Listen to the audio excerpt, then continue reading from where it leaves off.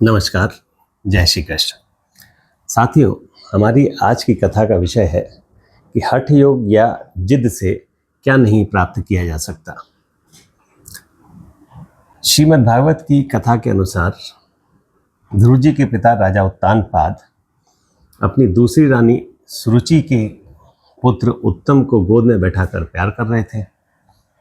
ध्रुव जी ने भी, जो उस समय 5 वर्ष के थे, अपने पिता की गोद में बैठना चाहा, लेकिन उनकी सौतेली माता सुरुचि ने यह कहकर बैठने से मना कर दिया कि तू राजा की गोद में बैठने का अधिकारी नहीं है, क्योंकि तू मेरे से नहीं जन्मा है।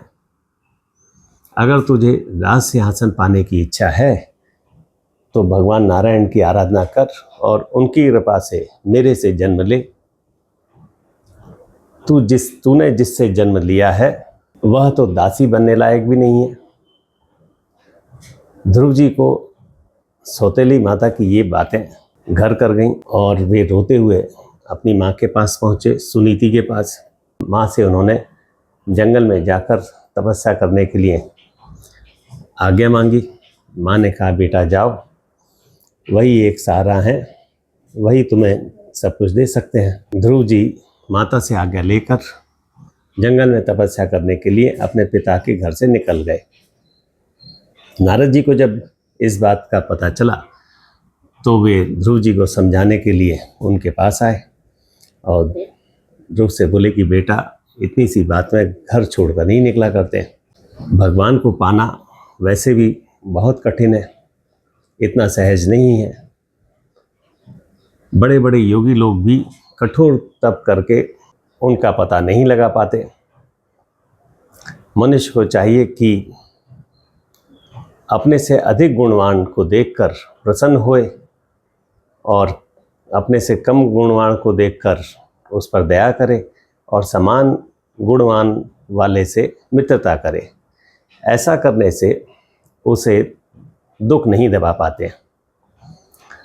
ध्रुव जी ने नारद जी के वचन सुन करके कहा कि आपका उपदेश तो अच्छा है, लेकिन मेरे हृदय में मेरी सौतेली माता के वचन चुभ रहे हैं और उसमें आपका यह उपदेश ठहर नहीं सकता। अतः मुझे आप कुछ अच्छा उपदेश बताएं। मुझे सर्वश्रेष्ठ पद चाहिए जो अब तक किसी को नहीं मिला, और आप तो ब्रह्मा जी के पुत्र हैं। अतः कोई ऐसा मार्ग बताएं जिससे कि मैं अपना अभीष्ट प्राप्त कर सकूं। नारद जी ने कहा, इसका तो केवल एकमात्र उपाय वासुदेवी है। इसके लिए तुम यमुना तट पर स्थित मधुबन में जाओ और वहाँ जाकर के श्री हरि के रूप का ध्यान करो। यमुना में 3 बार स्नान करके जंगल के ही कंद मूल फल आदि से उनका पूजन करो।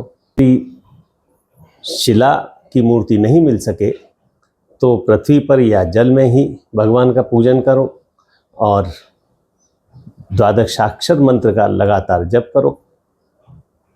ऐसा करते रहने से भगवान समय आने पर तुम पर प्रसन्न होंगे। इतना कहकर नारद जी वहाँ से चले गए। नारद जी से उपदेश पाकर ध्रुव जी यमुना तट पर मधुबन में गए और जाकर के भगवान नारायण की आराधना में लग गए। ध्रुव जी ने 6 माह तक कठोर तप किया।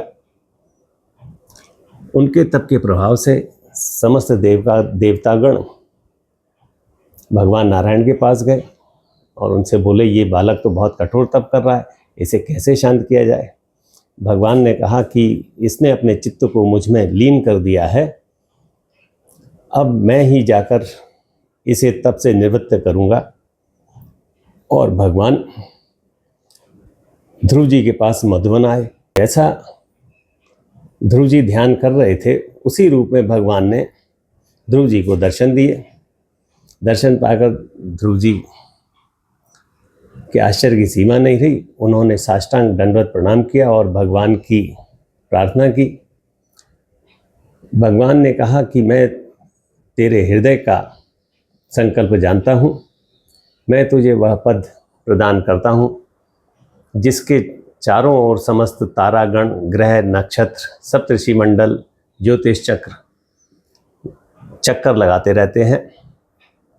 वह लोक मैं तुझे देता हूँ, अब तू अपने घर जा और अपना प्रारब्ध के अनुसार भोगों को प्राप्त कर। ऐसा कहकर भगवान अपने धाम चले गए। वर पाकर ध्रुव जी घर लौटे तो राजा उत्तानपाद ने उनका बहुत स्वागत किया।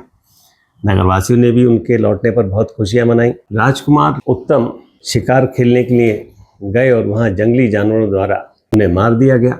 राजा ने ध्रुव जी को सारा राजपाट सौंप दिया और स्वयं तपस्या करने चले गए। ध्रुव जी ने इस पृथ्वी पर कई वर्षों तक राज किया और इस लोक के समस्त सुख भोगकर अंत में ध्रुव तारे के रूप में स्थापित हुए। सारांश यह है कि अगर जिद अच्छी हो तो सब कुछ प्राप्त किया जा सकता है। धन्यवाद। जय श्री कृष्ण।